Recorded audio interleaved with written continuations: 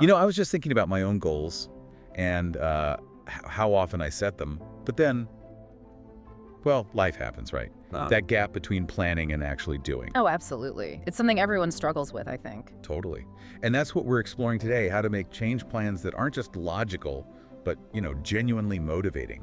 Plans that stick. Exactly. We're going to look at integrating something called values work right into goal setting using the framework of Rational Emotive Behavior Therapy, REBT. REBT. Yeah. And this isn't just about, say, feeling less anxious or less down, though that's part of it. It's about building real, lasting commitment by connecting your goals to what truly matters to you, your core values. Okay, I like the sound of that. Yeah. So what's the plan for this deep dive? Well, first, maybe a quick refresher on the ABCDE model in REBT, just the basics. Good idea. Then we'll look at some common traps people fall into when setting goals. Things like dead man goals. Dead man goals. Okay. Intrigued. Yeah, we'll explain. Then we'll really dig into how personal values create that resonance, that stickiness we need.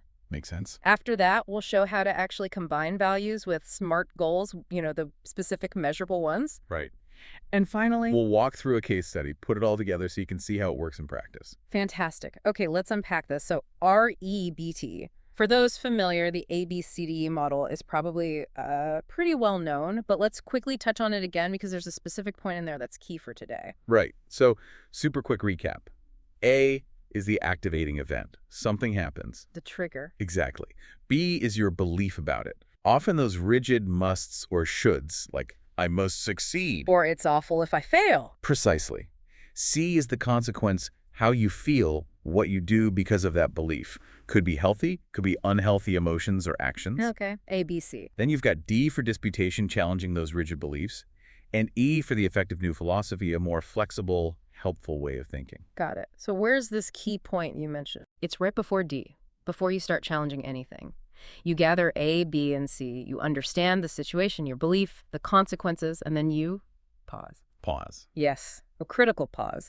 And that pause is the exact moment, the perfect entry point, to bring in values and start shaping goals that are rooted in something deeper than just fixing the C.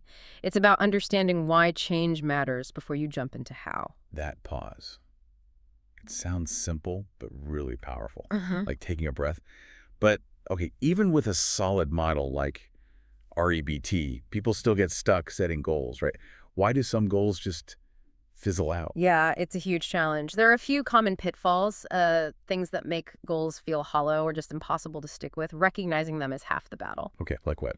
Well, first, there are those dead man goals I mentioned. Right, the morbid ones. Yeah. It's a vivid name, isn't it? Basically, it's a goal that a dead person could achieve. Okay, example. Someone says, I want to stop feeling anxious. Or, I want to never get angry again. Ah, I see. A dead person doesn't feel anxious or get angry. Exactly. The goal is about the absence of something, not the presence of an action. Real human goals need you to do something. Actively engage. Not just not feel. That makes a lot of sense. Yeah. What's another pitfall? Unrealistic emotion goals. This is aiming for an emotion that just doesn't fit the situation.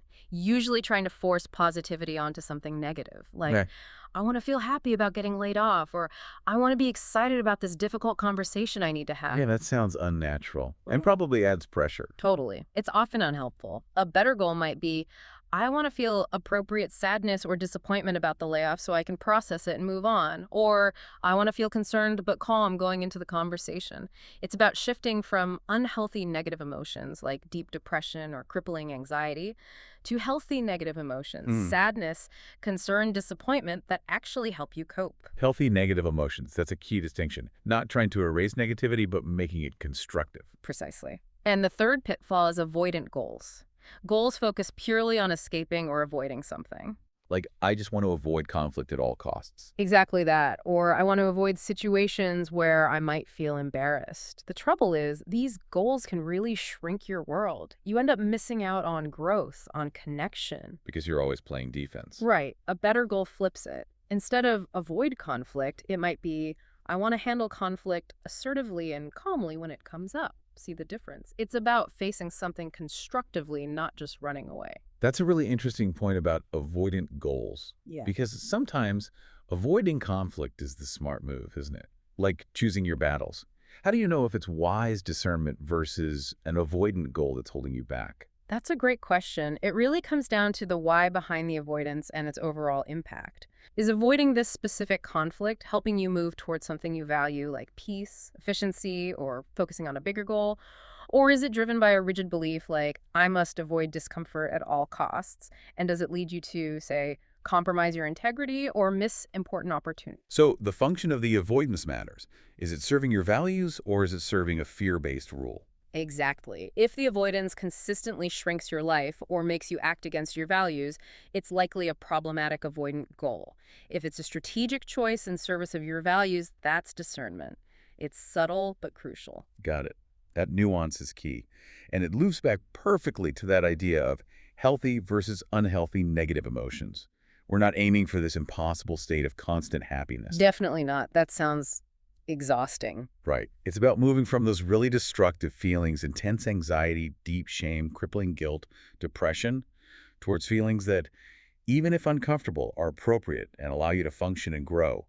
Sadness, concern, maybe regret, disappointment. Emotions that are informative, not paralyzing. Exactly. Okay, so we know the pitfalls. Now, here's where it gets really interesting, you said. The values piece. This is the secret sauce. So REBT is great for the rational side, challenging beliefs, changing behaviors.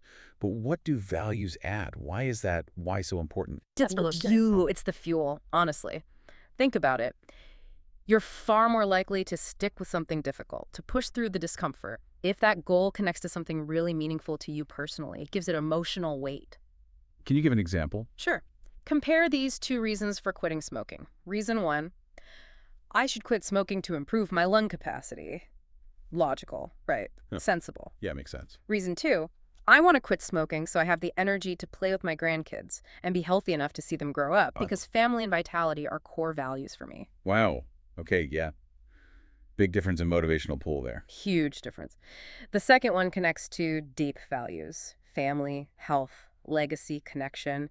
That deep why gives you something powerful to hold on to when the cravings hit or when it feels really hard. It makes the what's quitting smoking part of a bigger, more meaningful picture. So it shifts it from a chore or something you should do to something you choose to do for a powerful reason. Less about willpower, more about purpose. That's a perfect way to put it. Purpose over sheer willpower. And this is where the therapist, or even you coaching yourself, plays a key role. Before jumping into disputing beliefs or planning actions, The pause again? yes, in that pause, ask the values questions. Things like, why does this goal actually matter to you deep down? What kind of person do you want to be in this situation? Or what core principle is this goal really serving? So you're digging for that bedrock motivation. Exactly. You're uncovering the why that makes the what feel genuinely worth the effort. Okay, so we all know SMART goals, right? Specific, measurable, achievable, relevant, time-bound, good framework. Mhm. And we know now they shouldn't be dead man goals or avoidant goals. They need action. Correct. They need to be about doing something positive. So how do we actually weave in these values? How do we layer them on, as you said? Right. So you start with a good, solid goal, one that's smart, positive, actionable. Then you explicitly connect it to a core value. You ask, which of my values does achieving this goal honor or express? And making that connection. That's what provides the resonance. That's it. It gives you a compelling reason to tolerate the discomfort that inevitably comes with change. Let's face it, meaningful change is rarely comfortable. But knowing you're enduring that discomfort in service of being the kind of person you want to be, living by your principles, that changes everything.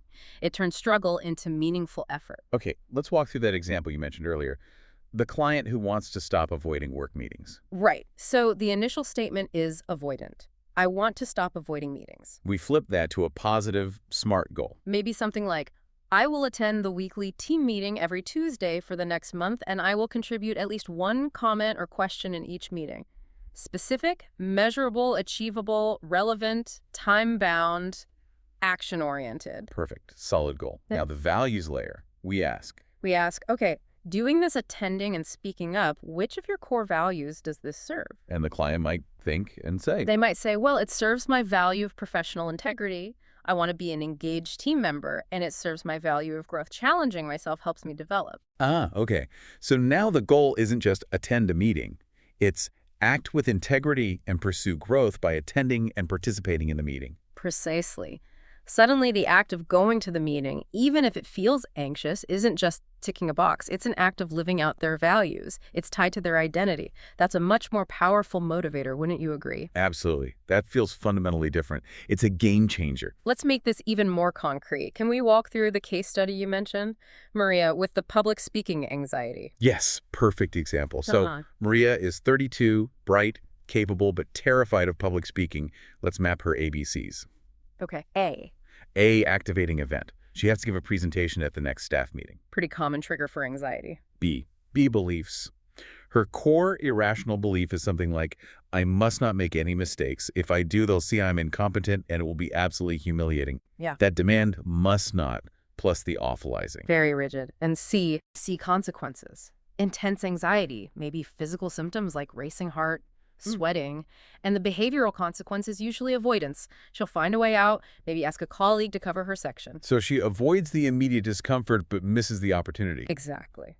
Now, applying our values integrated approach, starting in that pause after identifying the ABCs. Step 1, values exploration. Right. The therapist might ask Maria, setting aside the anxiety for a moment, why would it even matter to you to give this presentation yourself? What's the bigger picture? Getting to the why. Maria might reflect and say, well, I want to be seen as competent. I want to contribute my ideas. It feels important for my career growth. My value is professionalism and maybe integrity doing my part. Okay, so professionalism, growth, integrity, powerful values. Step 2. Step 2, healthy negative emotion goal. We work with Maria to set a realistic emotional target, not I want to feel zero anxiety or I want to be excited. That's likely unrealistic. Right, avoid the unrealistic emotion pitfall. Instead, maybe. I aim to feel appropriate concern enough to motivate me to prepare well, rather than overwhelming anxiety that makes me want to flee. Acknowledging the feeling, but aiming for a functional level. Makes sense. Step 3. Step 3, effective goal with values. Now we combine the action with the value and the realistic emotion. The goal becomes something like, I will prepare thoroughly and deliver my 10-minute presentation section at the next staff meeting, even if I feel anxious, because doing so aligns with my values of professional integrity and personal growth. I love that even if I feel anxious part, it acknowledges the feeling but doesn't let it dictate the action when values are involved. That's crucial. It's about willingness to feel discomfort in the service of what matters. And step 4. Homework. The practical plan. Step 4, homework. This might involve breaking down the preparation into small steps and exposure hierarchy, maybe practice runs with a friend. But critically, Maria would also perhaps journal briefly each day, connecting the practice steps back to her values. Today I outline my talk. This supports my value of professionalism, reinforcing the why constantly. So each small action becomes a confirmation of her values. Exactly. It builds momentum and reinforces the meaning behind the effort. So looking at Maria's case, Yeah.